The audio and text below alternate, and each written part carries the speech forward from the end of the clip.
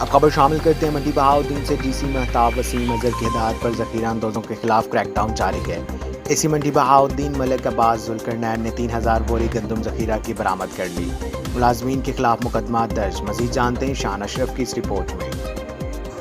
منڈی Bahauddin deputy commissioner Mahtab Wasim Azhar کی ہدایت پر اسسٹنٹ کمشنر منڈی بہاؤالدین ملک عباس ذوالقرنین عوان نے گندم کی ذخیرہ کی گئی تقریباً 3000 بوریاں برآمد کر لی، جبکہ مجموعی طور پر تینوں تحصیلوں کے افسران نے 6000 ذخیرہ گندم برآمد کر لیے۔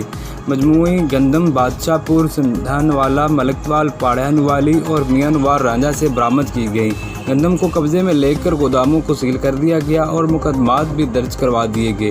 ذخیرہ کی گئی گندم دوسرے اضلاع میں اسمگل کی جانی تھی۔ اس موقع پر اسسٹنٹ کمشنر ملک عباس ذوالقرنین عوان نے محکمہ فوڈ افسران کو ہدایت جاری کرتے ہوئے مذکورہ گندم کو فوری طور پر سرکاری گودام میں جمع کروانے کا حکم دیا۔ انہوں نے کہا کہ ضلعی انتظامیہ وزدار حکومت کی ہدایت کے مطابق زمینی حقائق کو مد نظر رکھتے ہوئے کسانوں اور عوام کے وسیع تر مفاد میں بہترین فیصلے کر رہی ہے اور عوامی مفاد سے متصادم کوئی دباؤ قبول نہیں کیا جائے گا، جس کے لیے کسی بھی عنصر کو دوسرے اضلاع میں گندم اسمگلنگ کی ہرگز اجازت نہیں دی جائے گی۔